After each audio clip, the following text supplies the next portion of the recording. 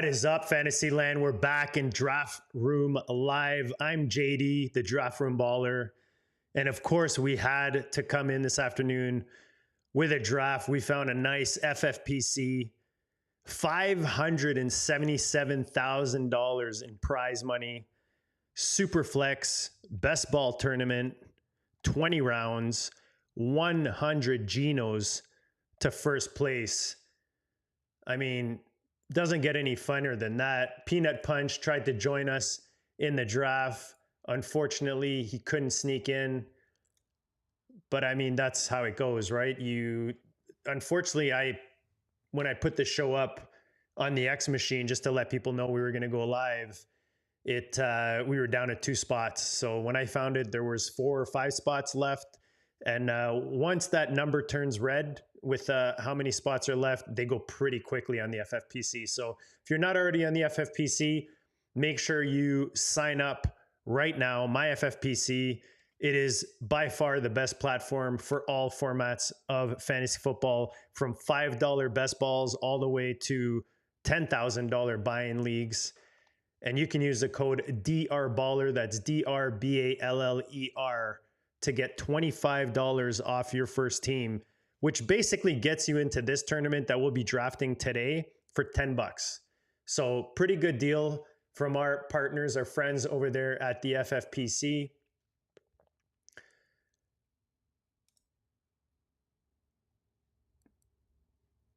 All right, where are we at right now? So we got about 4 minutes left until the draft starts.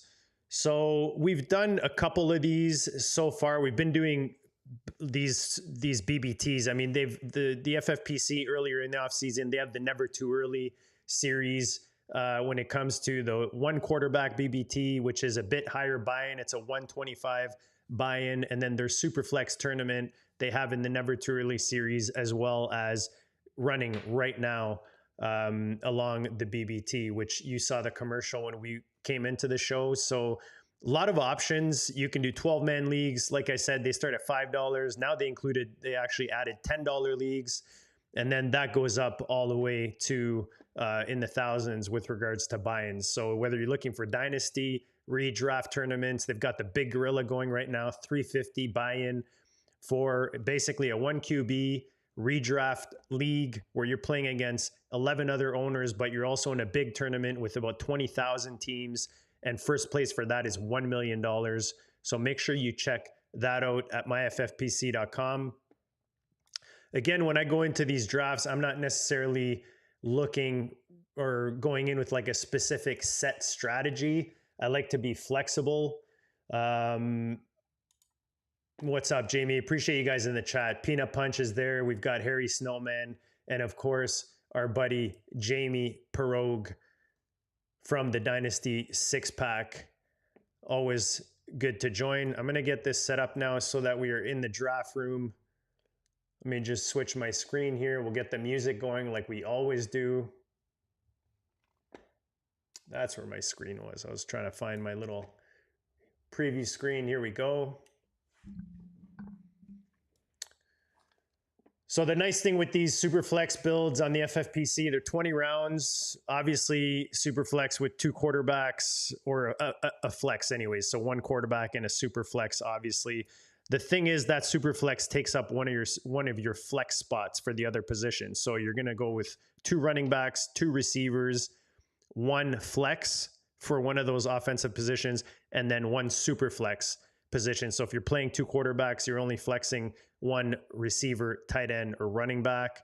There's no defense or kicker in this one like they do in the Big Gorilla or the 28-round best balls, which do, I mean, some people like them, some people don't. I could do either or. I'm getting a little more used to the 20-round builds now just because most of the tournaments are 20 rounds and you know, that's mostly what I draft when I'm doing FFPC, but the 28 rounds are nice. I mean, that's the original best ball on the FFPC. You do draft a kicker and a defense, but they just, you know, the deeper the draft, the more variety there is with how you can build those rosters. So let's get this thing started. Let's get the music going like we always do. But it's no use, 'cause you can't stop it. Jamie's my sound guy. Let me know, Jamie, if the sound's okay. So we drew the 3 spot, which is nice because I don't think I've been at the front of this Superflex tournament yet. We've usually been in the 11 spot, 8 spot, 9 spot, you know, kind of that back end, which I don't mind. To be honest, I never really, to me, it doesn't really matter where I'm drafting from. It just allows me to mix up my builds and my ownerships. That's basically all it's going to do.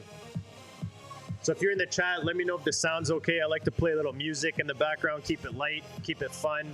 We're going to talk Superflex builds. We're going to talk about how to approach these tournaments. I final tabled the never too early version of this tournament last year, finishing in the top 12.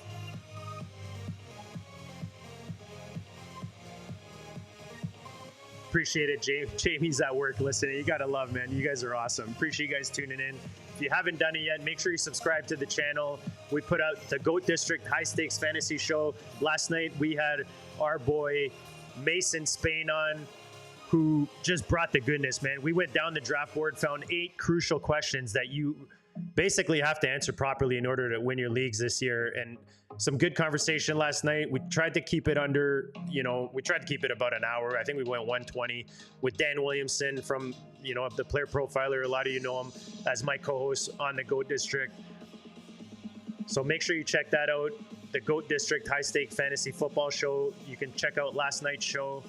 And then we also have the podcast. There's a new podcast stream. So we'll be dropping every show that we stream in podcast format. So make sure you find the new stream out there on Spotify or whichever platform that you use. If you have trouble finding it or anything, make sure you reach out to me. You can reach out to me on X at DraftRoomBaller. Just DM me. So we're gonna go Jaden Daniels here. I mean, it's pretty chalk. These 3 quarterbacks going in the top 3. What's up, Lindsay? Appreciate you joining us today for a little live draft. Surprise, Bijan or Jamar doesn't go off first. We see Bijan going off the board here first. Usually Chase will squeeze in between the first 5 quarterbacks. So somebody mixing up their builds here, probably mixing up their ownerships, or just really liking Bijan, I guess, going into the season, which, I mean, nothing wrong with that. Usually it goes Chase, and then when you're not looking at the quarterbacks, you'll see the, you know, a bit of a short running back tier that goes. Appreciate the feedback, Lindsay. Never know. For some reason, I'll have it set up and then I'll start a new feed and the volume will kind of be wonky. So I appreciate you guys giving me your feedback on the sound. So Jaden Daniel, like I said, in the beginning of in the front end of the draft rooms, usually the 3 quarterback go. I mean, I don't mind starting with a quarterback. It allows you to be a little flexible as we come back into the 2-3 turn. The back end, you usually see a lot more teams building, maybe waiting on quarterback as we get past those first 5 guys at the position. You know, by mid first round, you already see 4 of them go off the board here with Jalen Hurts. Brock Bowers still going off. You know, in the Superflex, he's going off around the mid first round, and we see that here. Chase finally goes in the 7 spot. So, I mean, I guess you could call that value. It's about 3 spots value for the receiver.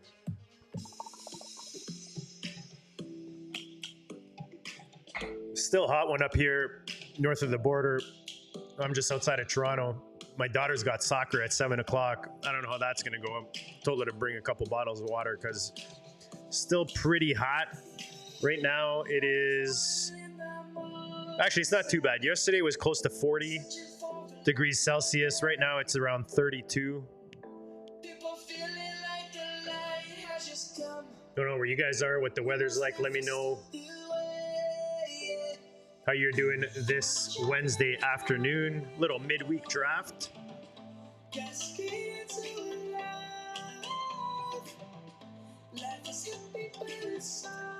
So Joe Burrow, like I said, pretty much the 5th quarterback off the board. So pretty chalk so far. Nothing too crazy other than Chase and Bijan.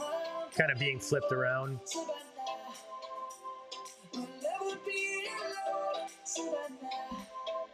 Don't want to talk too much strategy or players that are not off the board yet. As we get through the draft board, I'll get more into the strategy, the approach, what I like to look for. I like to stay fluid. I mention it often in any draft. Doesn't matter the format. Dynasty, redraft, best ball. You got to feel out the room. That's usually what I like to do. Right now, I mean, it's pretty chalk with Gibbs and Barkley. So that's that first tier running backs. Those top three usually go off the board. And then you've got JJ and CD to finish off that top tier of receivers. So far, pretty chalk in the first round of this one. Nothing too crazy. And there it is. I was like, this is way too chalk. So Bo Nix goes off the board at the 201. He's normally at the beginning of the third, mid-third, like in that range. He's going, like, his average right now in the last 3 days, according to Fantasy Mojo. FantasyMojo.com is where we get all our ADP for the FFPC. He's going at 304. So little early, but these are big tournaments. Like, if I'm looking right now, let me see what the expected.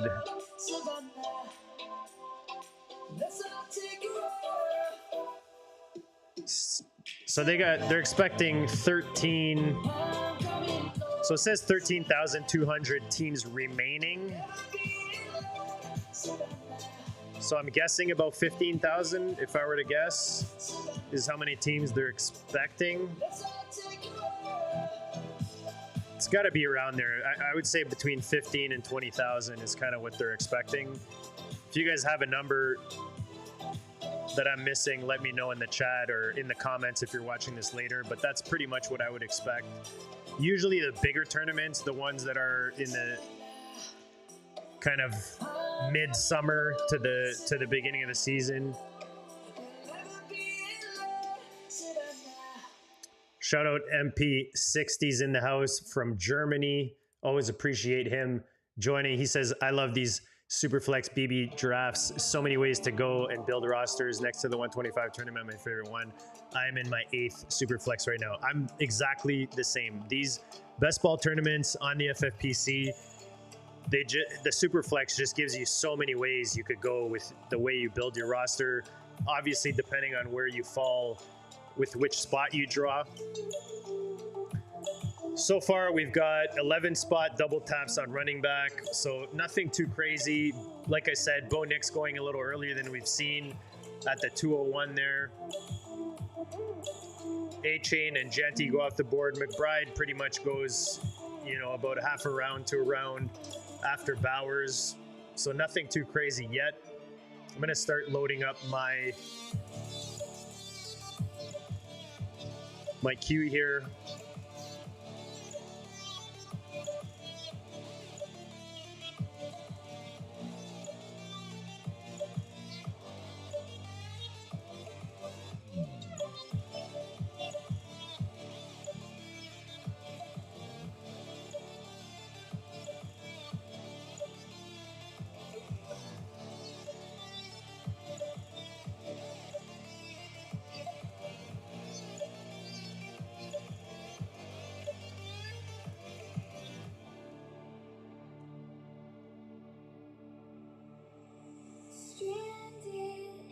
Neighbors goes off the board at the 2-6, kind of starts off that next tier of receivers. We talked about it last night with Mason Spade on the GOAT District. There's that second tier of receivers, which I find is very interesting. Depending on who you talk to, who you listen to, seems to be a different take. Just depending on who your favorite is, least favorite. So another double tap at running back in the 4 spot. We're on the board right now.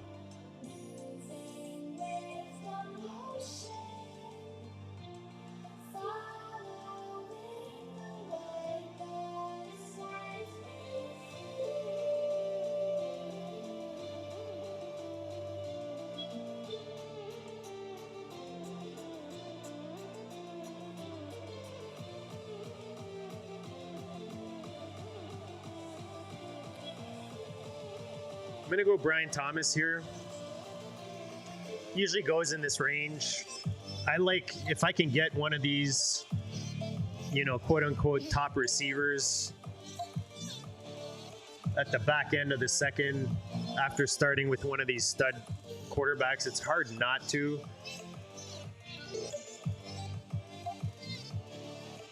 Collins is the other guy I like in that tier. So it'd be like BTJ, Nico Collins. Neighbors would be the first one, Puka. So kind of the order that it went, actually.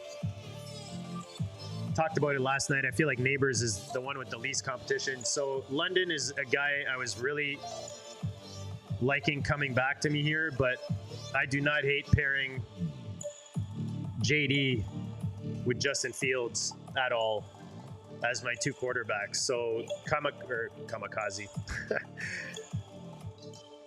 What's the word I'm looking for? Konami code is not Kamikaze is what I'm looking for. But getting JD and Justin Fields, I think the ceiling on both these guys is really high. I like locking up these two to start off the draft from the 3 position. We could have gone receiver, but I feel like the top, that next tier ends for me at London.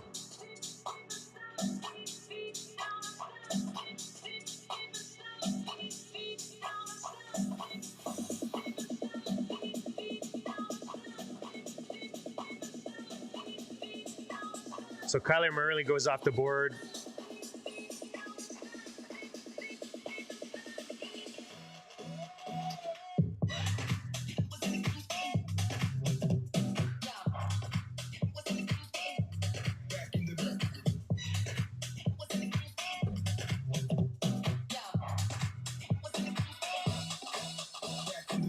Curious to see this year how the Cardinal offense, Kyler Murray, some people question what his ceiling can be. Will he help Marvin Harrison get to the next level? We'll see. AJ Brown was another guy I considered there. He teeter-totters with the tiers for me. I could put him in that same tier with Drake. I feel like Drake has kind of moved closer to that second tier receivers. I'm seeing him creep into even the second round, early third. Baker Mayfield has been pretty consistent. I mean, last year he was putting up some big points. He's got obviously the weapons there. They added Mbuka. So to get him as your QB1 after you start with Bowers, Neighbors, I don't hate that start at all for number 6.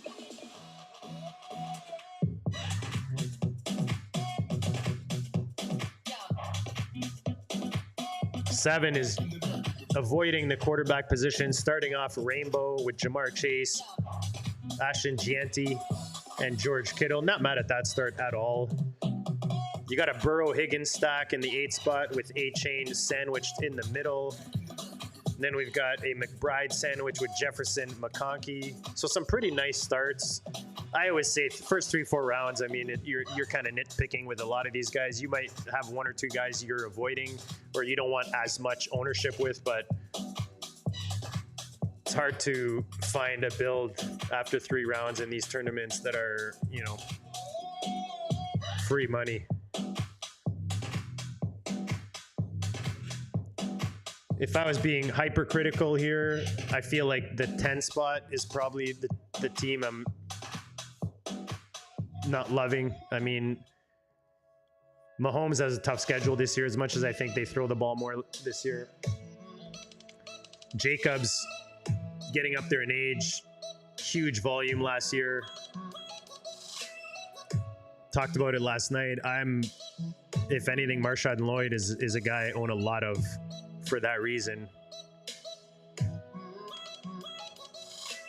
I mean, don't get me wrong, Jacobs was a machine last year, and he's given us some big seasons. RB8 last year, RB18 the year prior, dealt with some injuries, and then RB3 in Vegas in 2022. But he's coming off of 301 rush attempts, 36 receptions, 16 touchdowns. So 11 spot, very interesting build so far. Barkley, McCaffrey, Bucky and then Brees Hall. So going RB heavy. 10 spot, similar, but has that Mahomes. Start filling the queue here.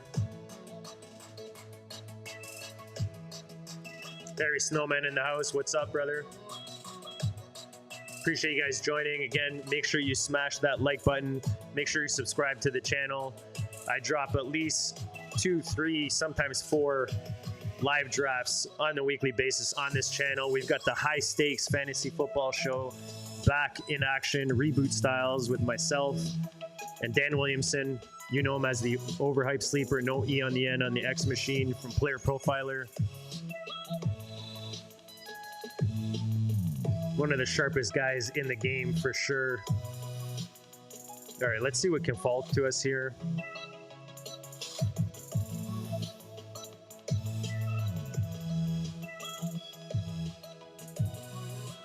Check my ADPs.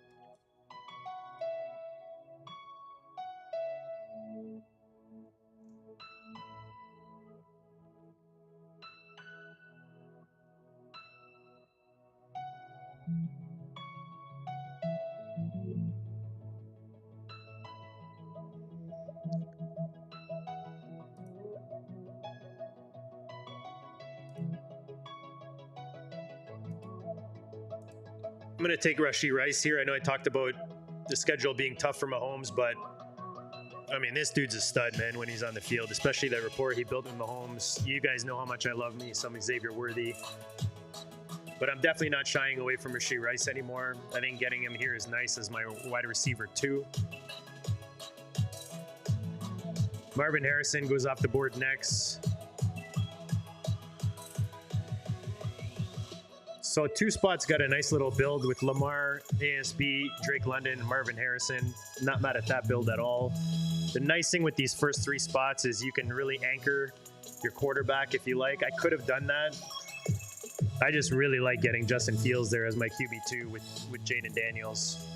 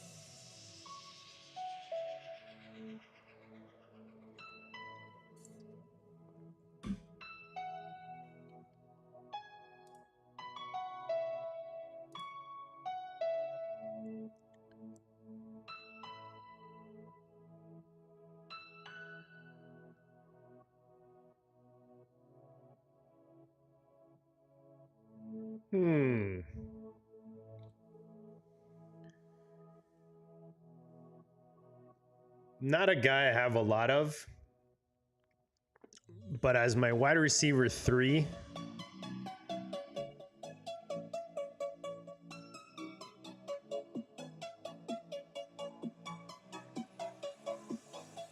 all right, I was going to go a different direction, but you know what? Let's take McLaurin here. Let's take F1. He's my wide receiver 3.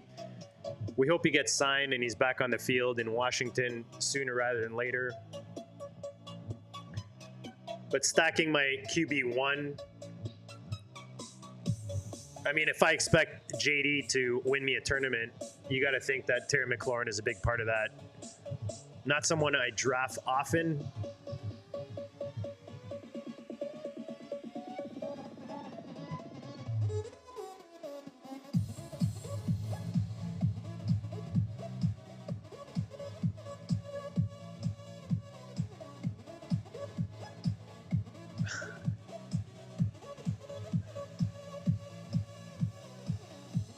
All right. Hopefully no kids are watching. We're going to put this guy's question on the board. So you're asking. Yeah, I mean, Ladd was definitely a possibility there, but I think Fields' ceiling is really high this year. I think he's the type of guy that can win you a tournament like this. I still came back and got Rashee Rice. For me, Rashee Rice is in a similar tier as McConkey. And with the running backs in these tournaments, I know that I can get running backs later as we go through the build. It is best ball. I'm not starting these guys per se in a starting lineup, so not necessarily looking for that anchor RB yet. I rather lock up my stud receivers and, in this case, a couple stud quarterbacks. Hopefully that answers your question.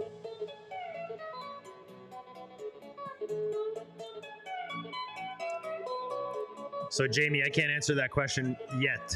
We'll talk about that as we go through the draft board. But yeah, I mean, we all know, you know, whether it's Leone or, you know, the RotoViz guys, or we all know the benefits of stacking, right? Especially in these tournaments. So if I have the opportunity and I'm deciding between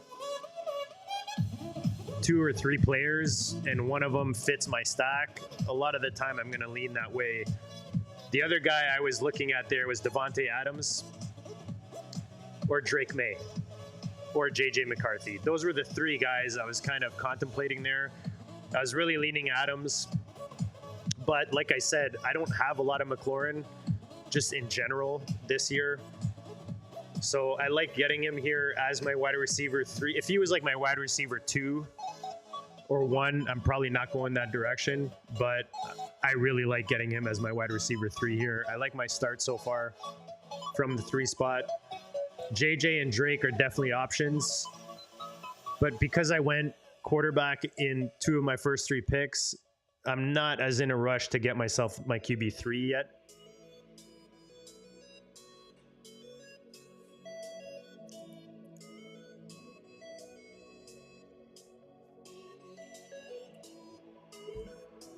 Let me know if you guys are doing these Superflex BBTs on the FFPC. Again, if you're not already on the FFPC, myffpc.com, make sure you're using the code DRBaller.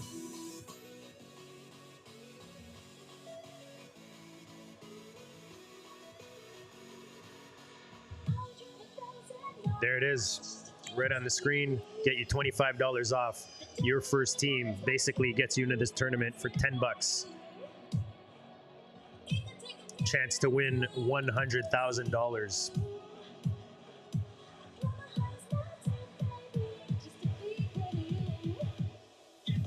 So I like what 12's done. Not necessarily the players he's taken, but just looking at roster build, taking a stud receiver to start. He did go early on Bo Nix, gets himself Prescott, who has the ability to be a top 5 quarterback, especially now that they've added Pickens. And then JSN, Evans, and Mixon. Evans and Mixon, not necessarily guys that I'm drafting, but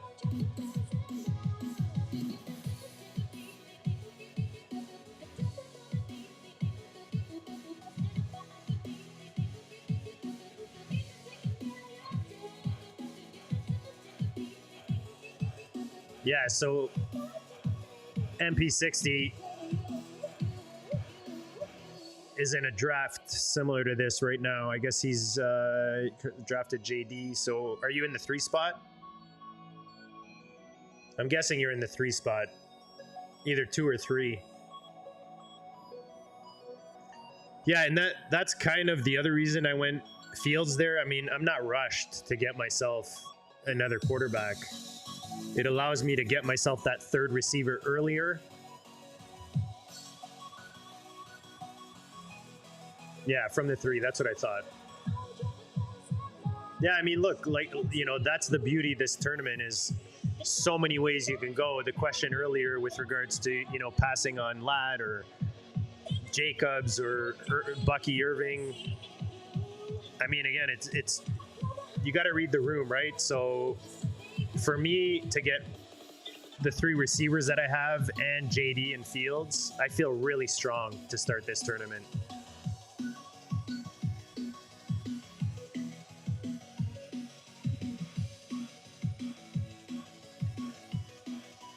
having my second Americano late today, late.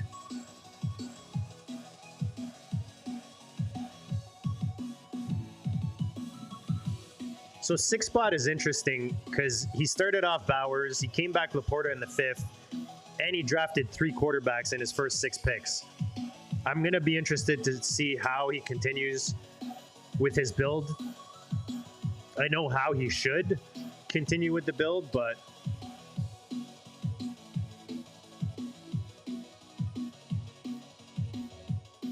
all right, let me just refocus here.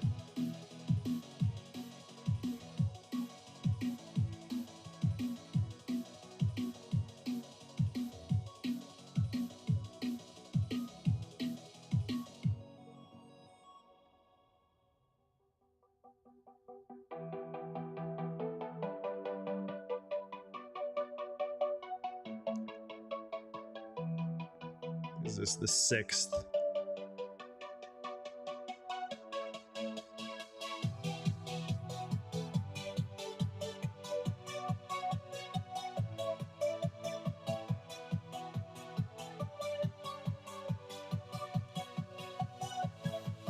I'm gonna go Tet here.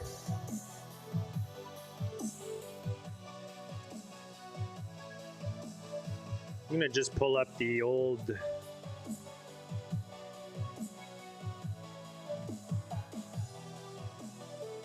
just looking at the playoff schedule here, week 17.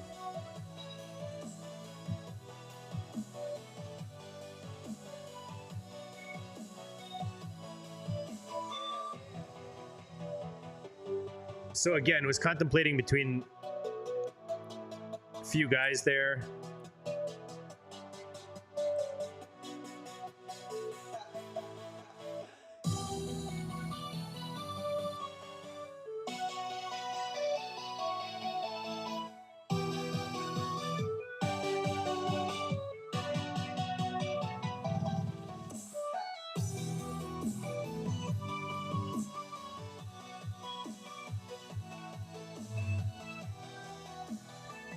Don't want to say too much here because every guy I go to discuss is still on the board, so I'll wait to see what happens in the turn here.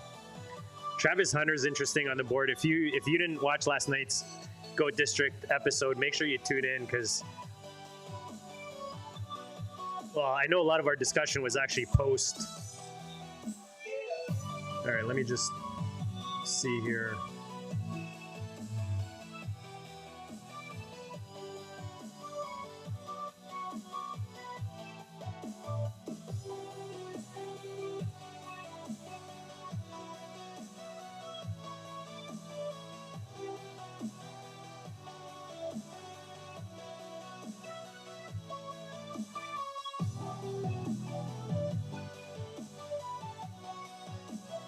Man, that's tempting.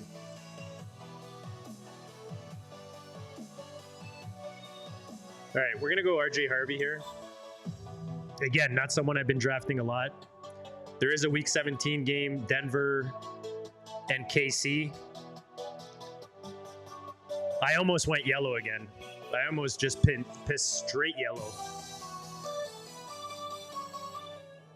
But I like getting the upside here with RJ Harvey.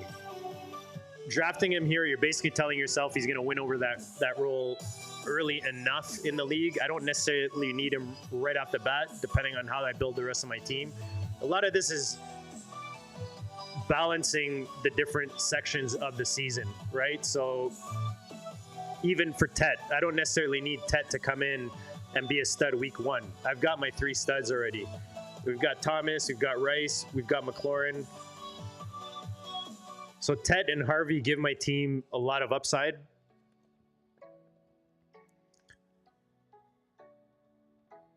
Back end playoffs.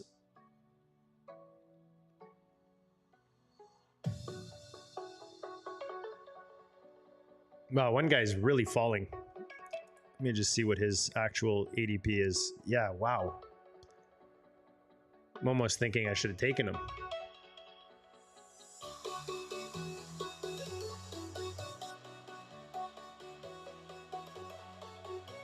I'll wait till he goes off the board to start naming people, but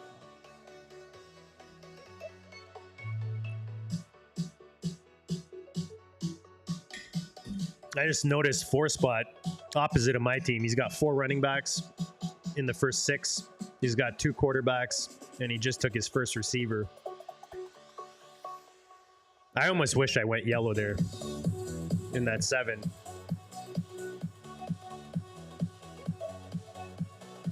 But I like getting that RJ Harvey upside. I know he's falling with the DK news. Or the J.K.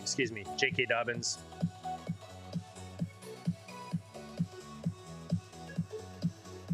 Yeah, what's up, Joe? Appreciate you joining, man. Yeah, and that's the thing, right, with Harvey is I feel like once he locks up that role, he's going to lock up that role. He's got that 3-down ability, that receiving ability, and that's what you want. Ascending offense. Bo Nix in his 2nd year. They've added Ingram. I think that just opens up the offense for a young running back like Harvey. Sean Payton is just gushing over this kid, so...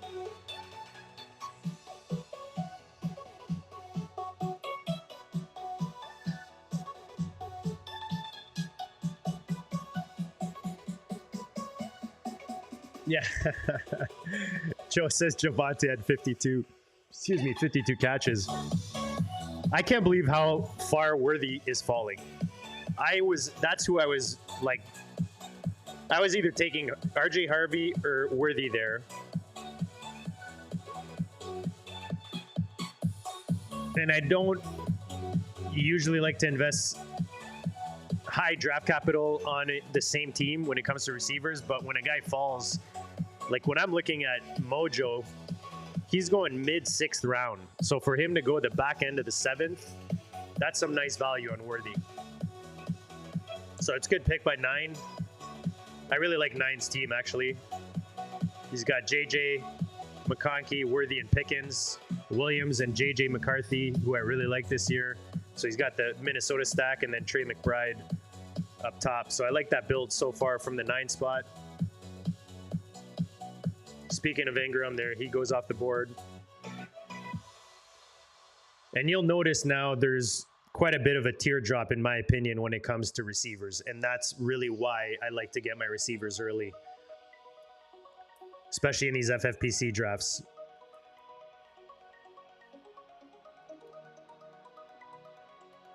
For me, like after the Jameson, Pickens, as much as I love Jacoby Myers, and he's usually undervalued, like I don't like having Addison as my wide receiver 3. All right, let me get my queue ready here. All right, I was actually looking at Swift there, so we got sniped on that one. Very nice pick by the 4 spot. He definitely didn't need another running back, but all good.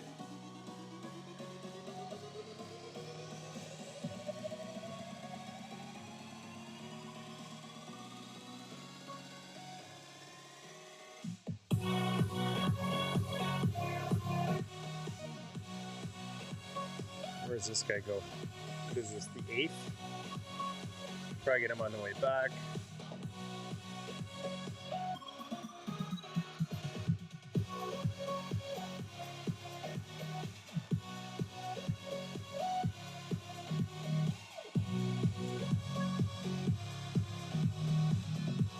So I'm actually going to go Montgomery here. I think he complements Harvey really well. We should get early season action from Montgomery. He looked a little, I don't want to say sluggish, but he didn't look like himself last year when he came back from injury. But again, he's still in a good offense. He's still going to have a role, goal line role. I mean, he does it all. He catches the ball. I don't think he's going away anytime yet. So I like getting him here, especially I started my running backs later.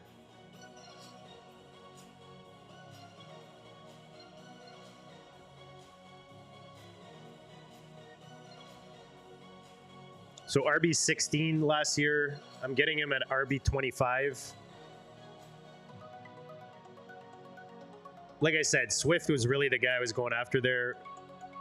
I get, you know, he's got DJ Moore and he's trying to add Swift, but that, to me, getting a fifth running back doesn't make too much sense. The fact that he's only got one receiver, but again, that's the beauty of these drafts, right? These tournaments, you can build your team any way you like. All right, so this allows me now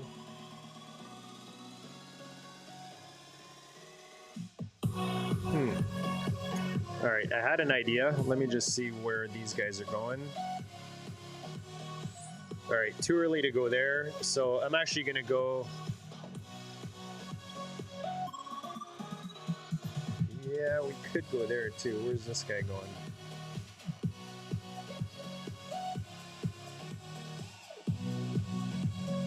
Let me just check my ownership really quick here.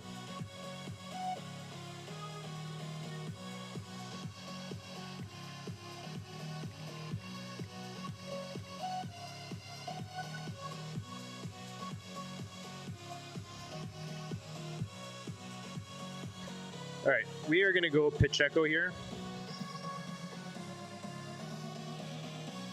So we do have a bit of a KC Denver stack going for that Week 17 matchup. I think the fact that we waited on running backs and our first running back is, you know, playing that upside rookie. I like locking in Montgomery and Pacheco here. I think Pacheco is, you know, came back from a broken leg last year, so I don't really want to. I'm not really one to go based off of that. Yes, so that was my consideration. Joe King is asking, was tight end consideration? That's who I had in my queue. However, if you notice, like, and we talked about this last night, the tight end position this year is so deep. This is best ball. It's very easy to make up the position in these drafts. So, again, until someone goes off the board, I'm not going to necessarily name names just because I don't know who's watching, and I don't like to be that guy that's talking about players that haven't been taken yet. But yes, to answer your question, Joel, I was definitely considering taking tight end there. That's who I had in mind, and I almost took him in round 8. But if you look at my team right now, it's really well balanced when you look at quarterback, receiver, and running back. So that's what I'm looking to do, is really balance my teams out. You know, I'm looking at the season in thirds and quarters. Totally. Best ball totally changes everything. So if this was maybe redraft, I'm probably taking that tight end there. Because even in redraft, you can just add depth, right, at running back to make up for starting later at the position. You can still do that in best ball. But tight end premium, with the way the position is this year, crazy that he's not off the board yet. I think we talked about it last night with Mason Spain.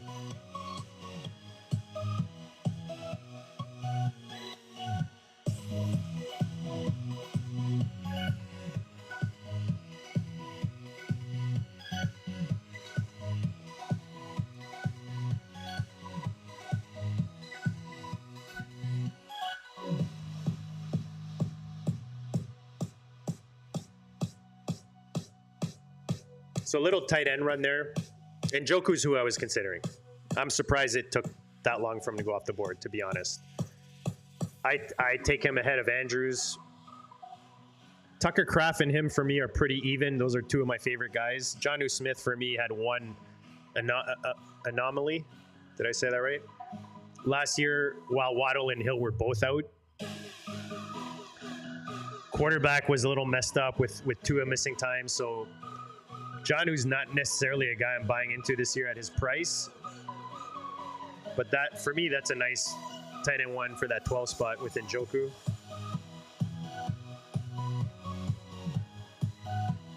So we'll see what makes it back to us here. Debo and B-Rob are two guys that would have been good for my build, but they're at the other end, as you guys can see, of the draft board. So it made no sense. I'm not going to start reaching for just to have a stack. I mean, if the stack falls to me, I'll take it. If it, you know, if it's if I'm deciding between a couple guys and one of them fits my stack, fine. But I'm not going to necessarily reach just to fit a stack.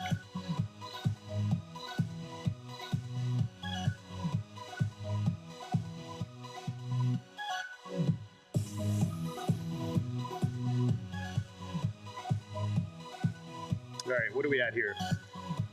So we're in the 10th round, halfway through the draft. Again, guys, if you're enjoying the stream, make sure you smash that like button. It helps a lot. Doesn't take much. It takes 1 millisecond. That little thumbs up. Make sure you subscribe to the channel. Drop a comment if you're watching this later on. You didn't get a chance to jump on the live. Drop a little comment. That also helps with the algorithm.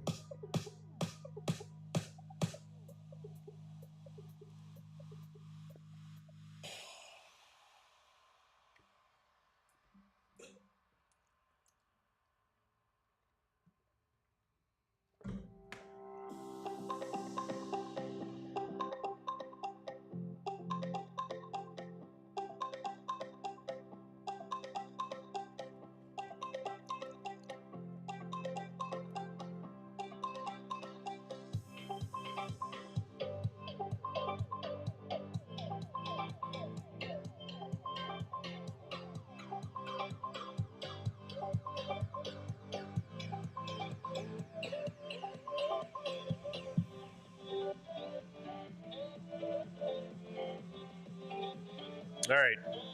Hoping Jake Ferguson makes it back to us here. So I love Jake Ferguson. He's kind of a fallback for me if I don't get one of those Kraft and Jokus. He works really well with our Washington-Dallas Week 17 matchup. And I just think he's going to smash this year. Dak's coming back. He's coming back. Adding Pickens opens up the game. Pretty narrow target tree out there in Dallas with Ferguson, Pickens, and Lamb. So very happy that I waited on the tight end position. Still got myself what I consider a tight end one.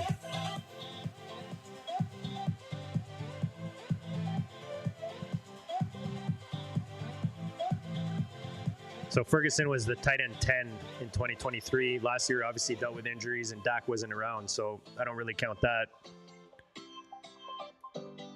But if he can get back to that, Tyrone Tracy is a guy I really like. He's undervalued in my opinion.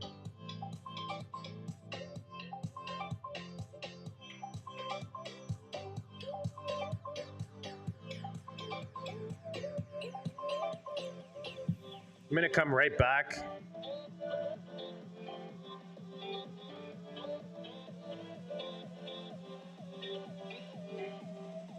Let me just check something here.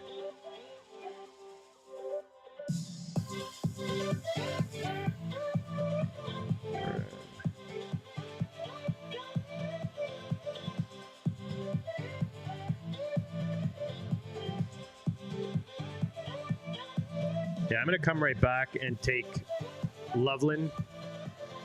I just think he pairs really nicely with a guy like Ferguson.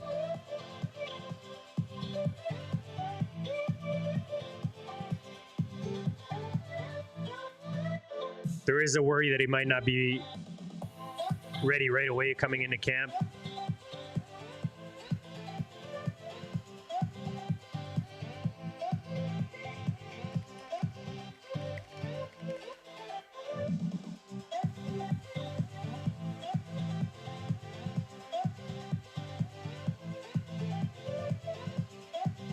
Trying to see if there's like an update or anything on his. I just think when this guy gets on the field in that offense, with a mind like Ben Johnson,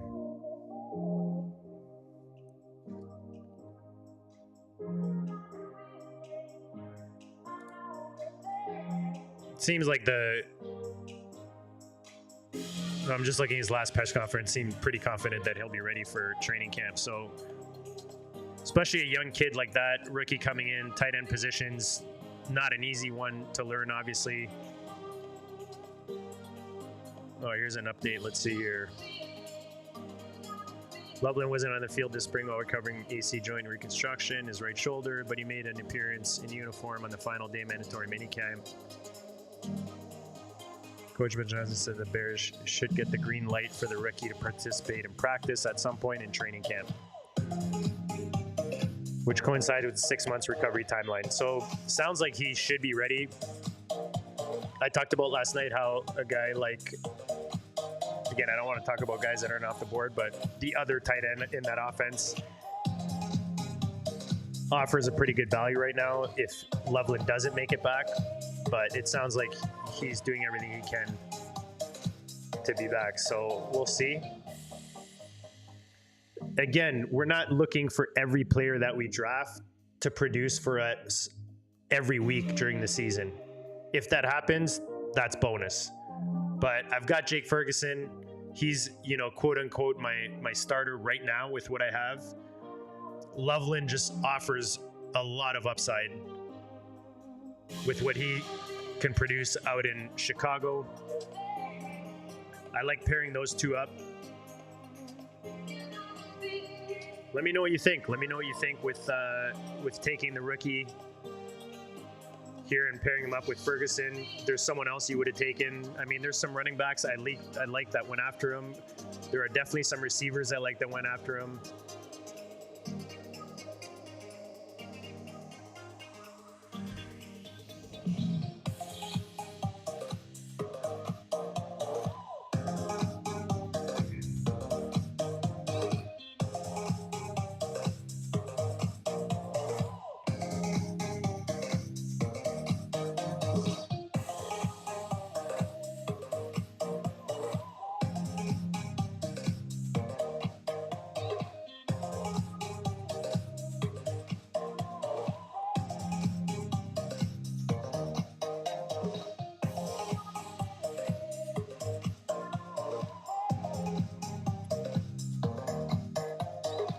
So we're 11 through right now in the 12th round.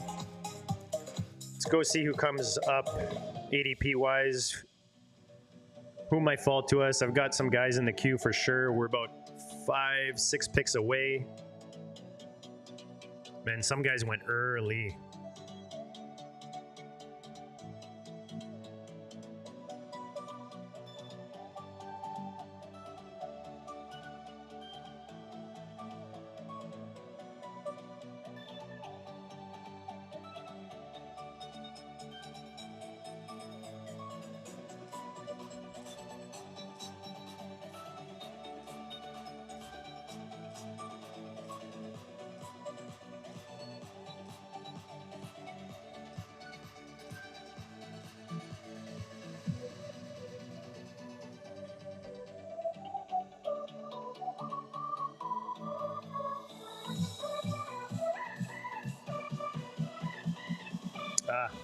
Pittman was the guy I was looking at there.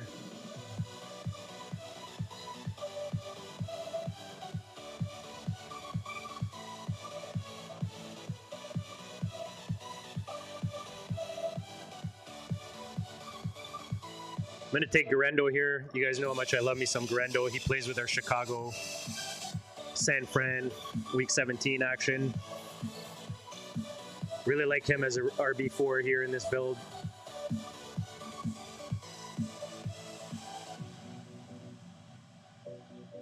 He just looked good last year when he came in for CMC as a rookie too, like catching the ball. Remember that long play he had down the sideline? I think he went down right before the end zone just because they were ahead in the game and they were looking to kill the clock.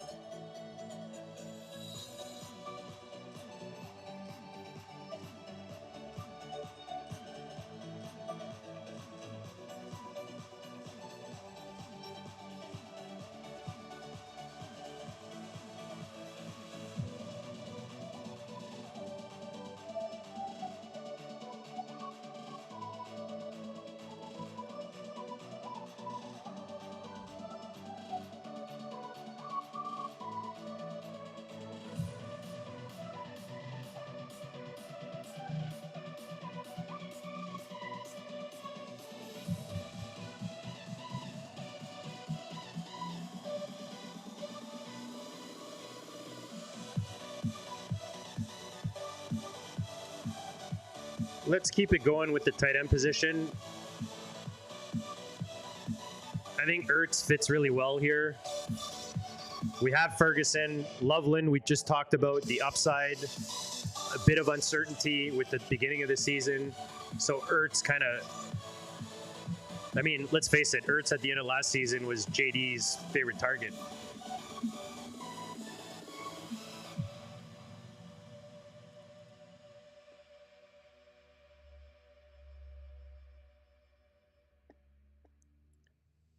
Yeah, agreed. MP60. That's Pittman was the guy I was hoping would fall to me there. Not even for like stacking or week 17 reasons. I just think Pittman is a great value. But obviously, the 4 spot there just keeps picking me off with Swift and now Pittman.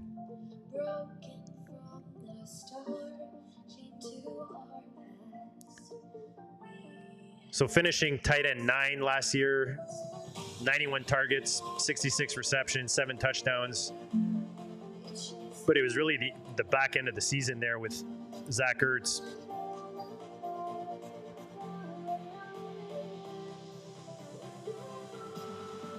I mean, 16 targets he had against Philly in the playoffs.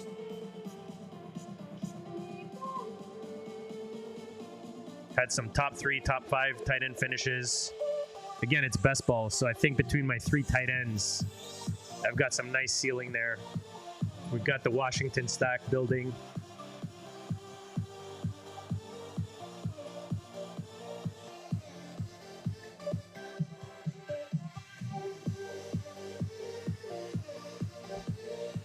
I like what the 1 spot's doing. Started off Allen, a little bit of Darnold there. He's got his 4 running backs and JT, Cooks, Jones, and Pollard. And then a nice string of receivers throughout round 2 to 11, and then double tap on the tight ends. Gesicki and Strange are a couple other tight ends that are kind of safety blankets for me if haven't really started at the position or need a bit of depth. Maybe I only have 1 tight end by then. There are a couple guys I really like adding. And I just realized Mason Taylor was there. However, because I think it was MP60. Was it you that was, or no? Who was asking me earlier? Yes. So Jamie was asking about Taylor.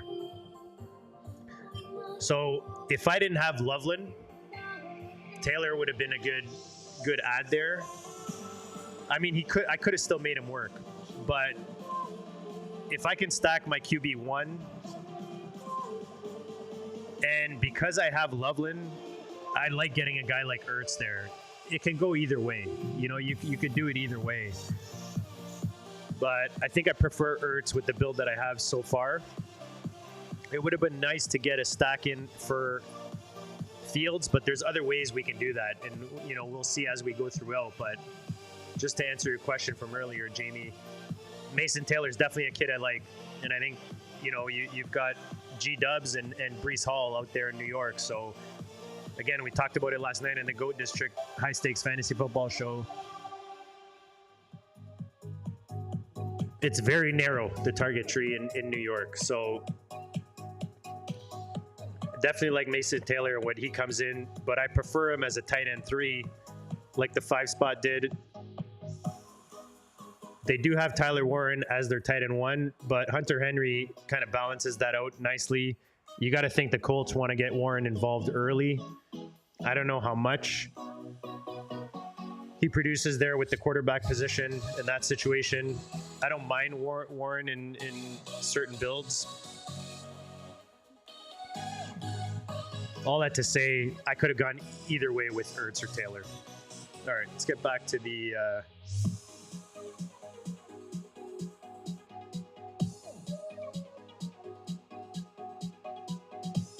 Oops.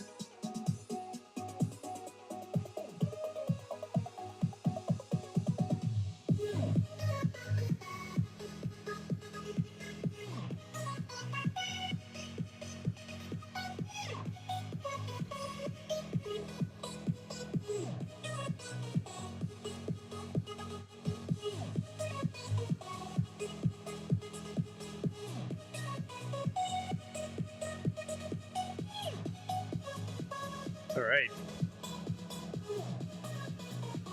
I'm going to go Marvin Mims here. Lean into my Denver KC week 17 stack. We've already got Harvey. We had Mims here. He's a great best ball play. We saw him really become a part of that offense, that Sean Payton offense last year. They had him all over the field. Didn't have the best week. What was it, against Buffalo, I think? I don't want to talk out of my ass here. I just remember the last game of the year.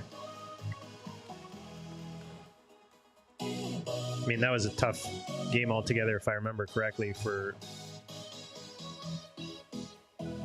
Yeah, against Buffalo, put up 3.3 points. Otherwise, he had put up 22 the week prior, 30 fantasy points the year prior, 19 points against Cleveland in week 13, 13 points week 11.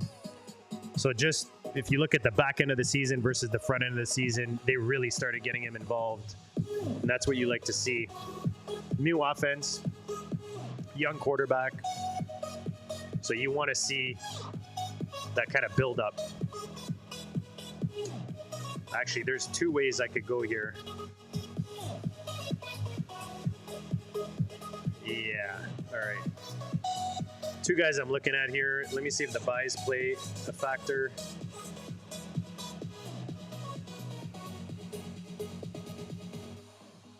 They do not. But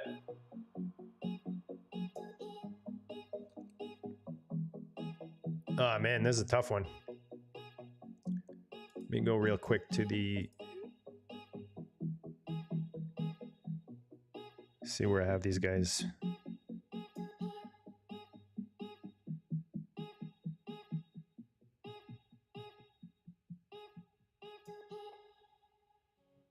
All right.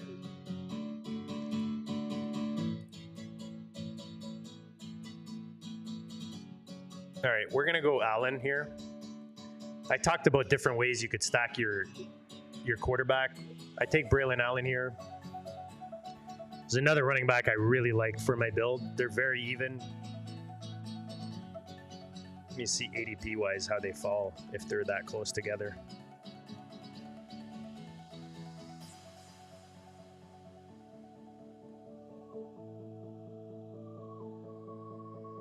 Yeah. Yeah, I could have gone either way there. But I definitely know that I have less Allen versus the other players, so I don't mind as my RB5 here going Braylon Allen.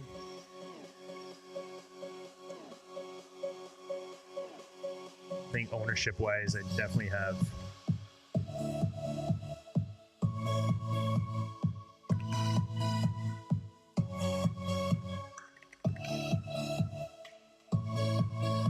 Yeah, actually even. See, I mean, it's pretty even. So that's why I say, like, if I'm leaning, when it's really close between a couple players, I'll lean into my stacks, and I'll lean into my quarterback stack first, especially in Superflex like this. Roschon Johnson was the other one I was considering. I really like Roschon Johnson this year.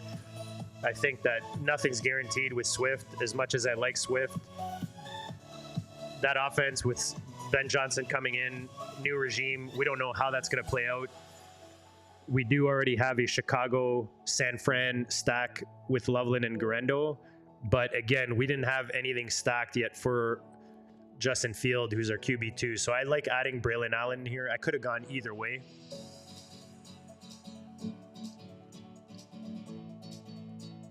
Just see who New York plays week 17. There's some of these games I still haven't completely wrapped my head around yet. So it's Patriots.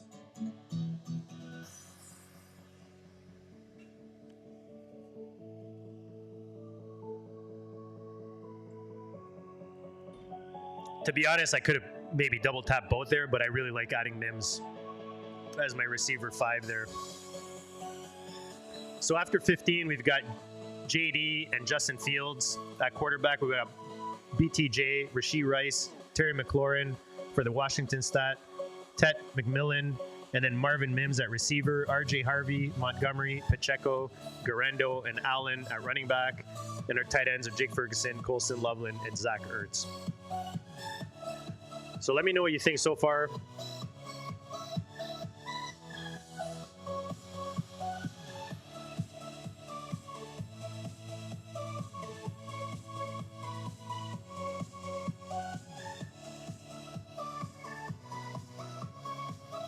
So again, that's what's nice about these Superflex Best Ball tournaments on the FFPC. Just so many ways you can go, so many ways you can build your teams. Never a dull moment.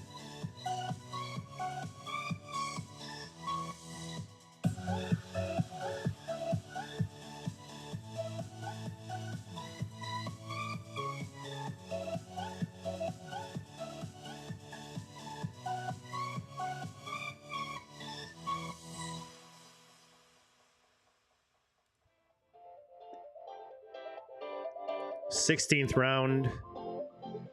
We're going to 20 in these.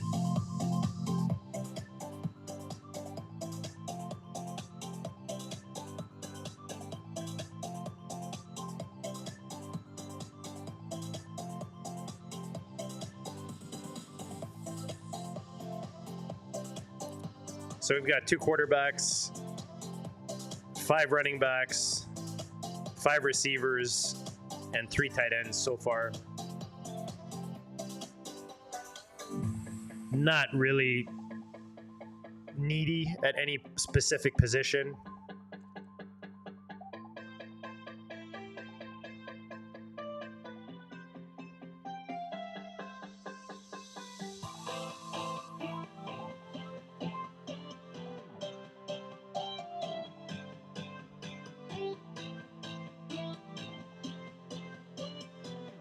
All right, huge value here with Kyle Williams, but a round of value here. Again, rookie upside. We have the New England Jets stack for week 17 building. We'll lean into that. And then I got a couple options on the way back that we like here.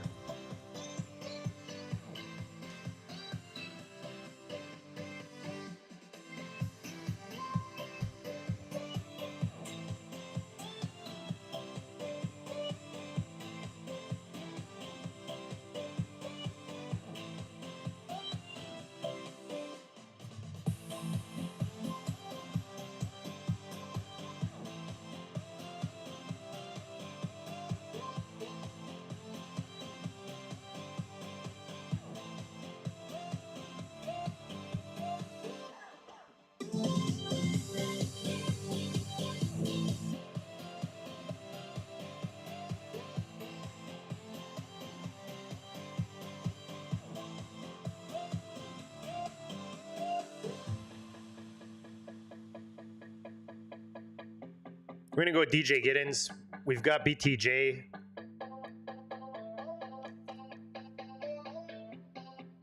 Yeah, MP60 talked about the week 17 Jacksonville Colts. Is that what it is?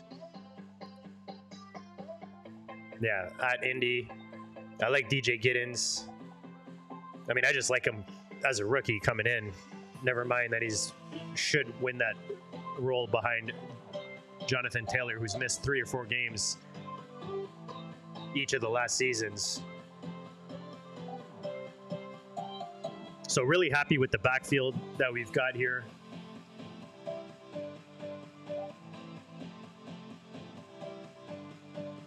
Yeah, Peanut Punch said it right there. Such a great feeling at the end of the draft when you can be flexible positionally, and that's exactly it.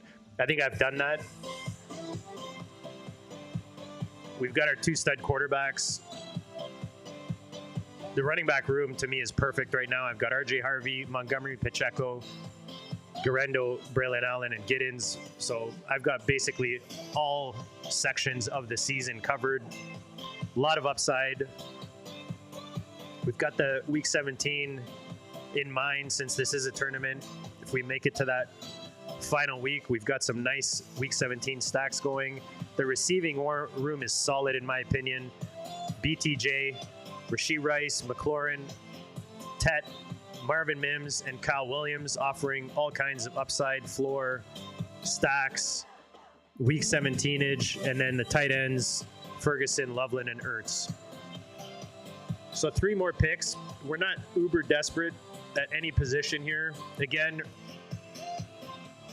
it's super flex, but you don't have to have 2 quarterbacks playing any given season. So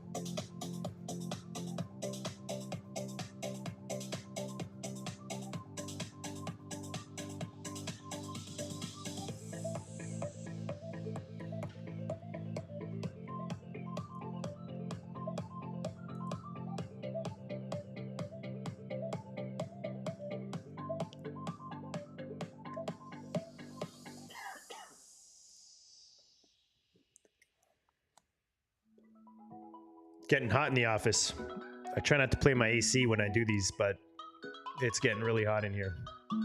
Doesn't hurt that I'm drinking a coffee. I'm drinking a black coffee right now.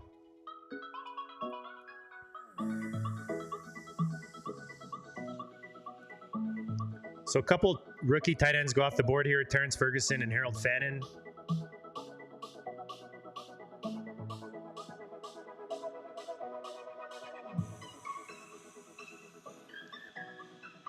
I see the questions in the comments. I just don't want to post stuff until players are off the board and that are being named. But I agree with Joe.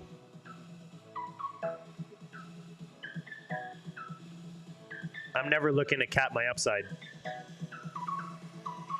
Whether it's at running back, quarterback, any position. You want to hit the ceiling as high as you can in a tournament like this. If it was a 12-man league, I might consider that MP60.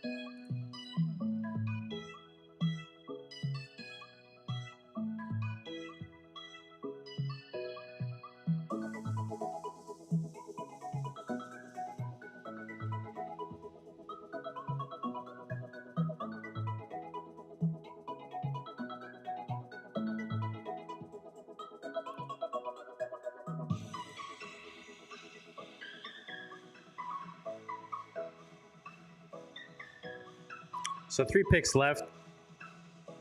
Like Peanut Punch mentioned, we're not basically letting it fall to us at this point.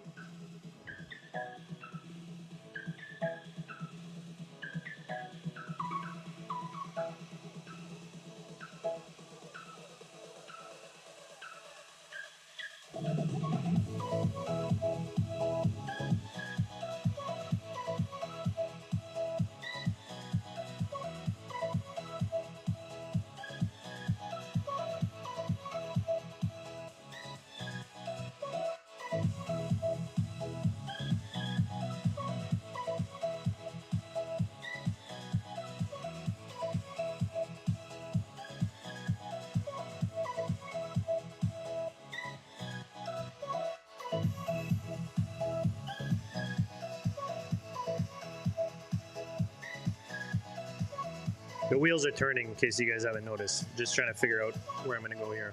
We got 60 seconds for this pick. Checking out a couple things.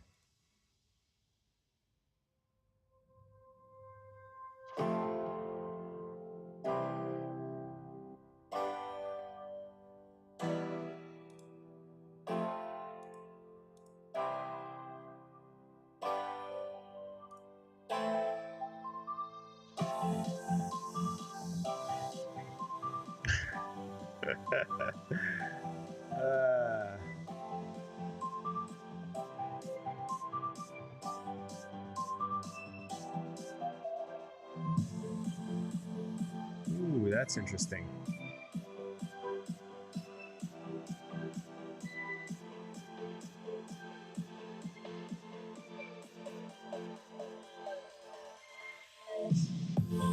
gonna go Demi Brown here. I don't mind double tapping a receiving core, especially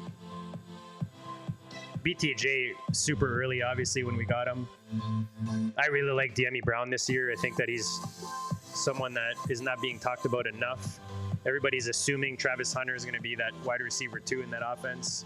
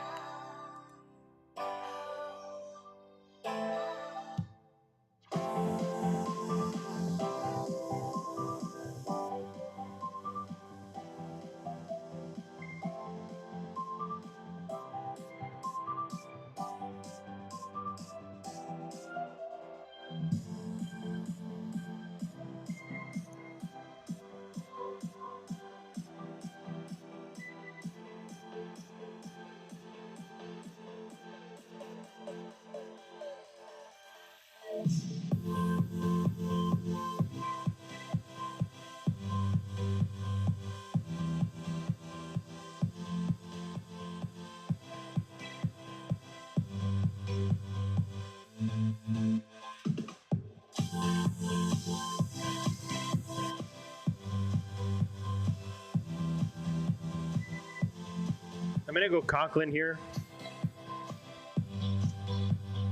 Another guy I think is undervalued right now. There's no competition for him at the position with the Chargers. I could have gone a lot of different ways there. I don't mind adding that 4th tight end. You can play up to 4 of them in these tournaments.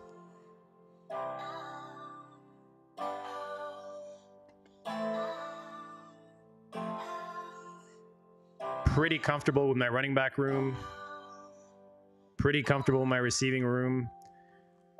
And when that's the case, I kind of like adding a 4th tight end.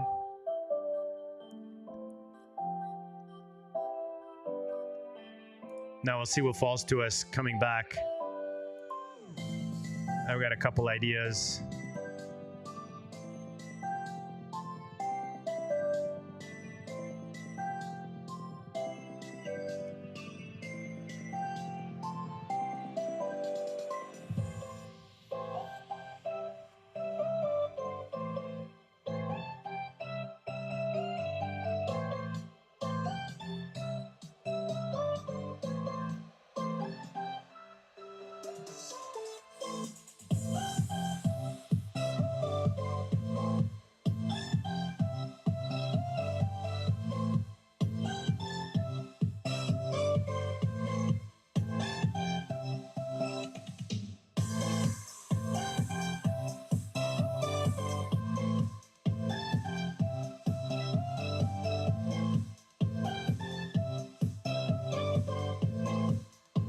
Do you mean Braylon Allen, Joe?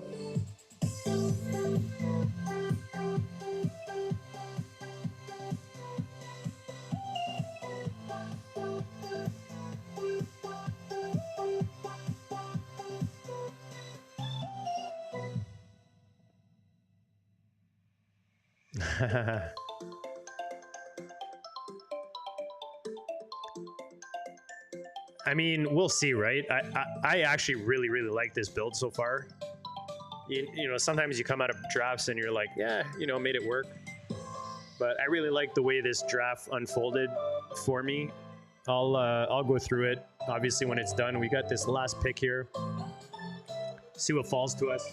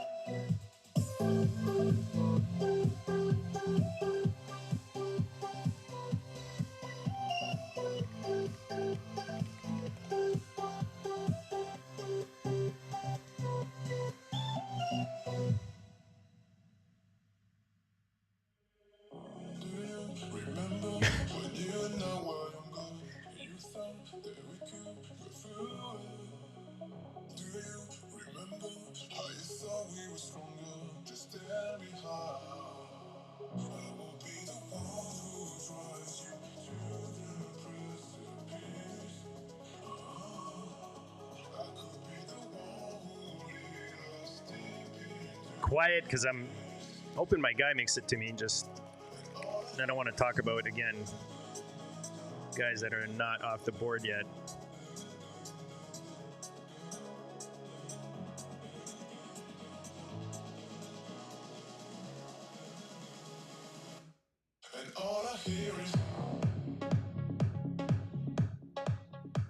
All right, so our boy made it back to us. So Jameis Winston, I'm throwing in as my last pick, and I'll tell you why. When he plays, he gives you QB1 production, often. So I know you've got Russ there. I think Russ plays probably the first third of the season max, the first quarter of the season. Jackson Dart probably gets in there. But I feel like Winston will have his opportunity to get in there. And we've got Jane Daniels with a week 12 bye. See what's happening week 12 for the Jets. So week 12, the Jets are at the Ravens and the Giants are at Detroit. So not awesome, but we saw it last year, man, with Jameis. And that's not the only reason I got him. I mean, I just think that he has the opportunity when he gets on. There's guys I could have gone like Spencer Rattler, Dylan Gabriel, like those kind of guys. I don't know that they're necessarily going to give you the points to win you a tournament like this. I feel like if Jameson gets on the field, he can definitely rack up that QB1 numbers. So, again, last pick of the draft. It's a flyer. It's a home run swing for sure. Let's read back the team here. From the 3 spot, we've got Jaden Daniels, Justin Fields, and Jameis Winston. We've got RJ Harvey, David Montgomery, Isaiah Pacheco, Isaac Guerrero, Braylon Allen, DJ Giddens. We've got BTJ, Rashee Rice, Terry McLaurin, Tet, Marvin Mims, Kyle Williams, Diemi Brown, and then we've got Jake Ferguson, Loveland, Ertz, and Conklin at tight end.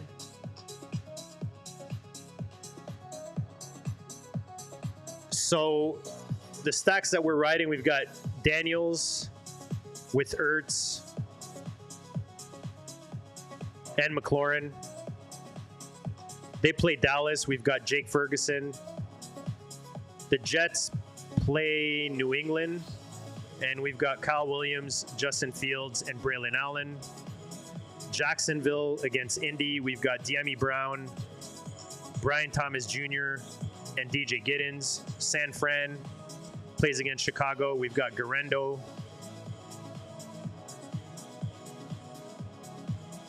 And Loveland.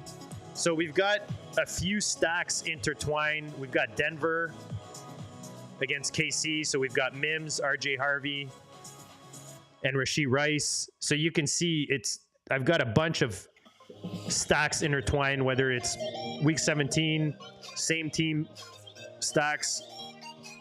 I think this team is pretty well balanced. Let me know what you think in the comments.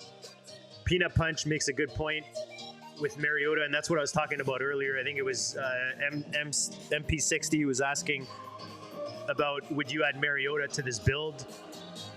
I wouldn't, just because you're capping your upside. I'm drafting this team as if Jaden Daniels playing every game except for week 12 when they're on bye. He was my first pick, 3rd overall. So if I start drafting Mariota, even if it's the last pick for me, you're capping your upside there. You're telling yourself Mariota is not necessarily going to be on the field for 17 games. And that's not how I drafted him. I like to tell a story with my builds, and I like to tell a ceiling type of story with my builds. So hopefully that makes sense. You guys were awesome, as usual, in the chat today. Appreciate you guys big time. Remember to use the code right below me, DR Baller. If you're not already on the FFPC site playing these awesome tournaments, use DRBALLER when you sign up, and you'll get $25 off your first team, which gets you into this $100,000 for first tournament for $10, which is awesome. Let's face it. Appreciate it, guys. Appreciate you, Peanut Punch, Mac Nova, MP60, Joe King. All of you guys have been awesome and have made this fun. Hopefully this has been fun for you guys and you learned something. Happy Wednesday afternoon. Make sure you smash that like and subscribe. Last night we did the GOAT District High Stakes Fantasy Show with high stakes grinder Mason Spain. Make sure you check that episode out. Myself and Dan Williamson at Overhyped Sleeper had a great chat with Mason about 8 crucial spots of any draft that'll make or break your season. Tonight, Dan and myself will be a guest with Joe Carlton. Let me just pull this up really quick. If you go to the Sports Affiliate YouTube channel, we'll be on Aces Up podcast. Myself, Dan Williamson, will be joining Joe Carlton, be talking about the GOAT District history, Dan and I's history together as content creators, as fantasy high-stake players, and we'll be talking some dynasty and redraft as well. Make sure you tune in for that. Appreciate all of you guys tuning in today, and we'll check you all later.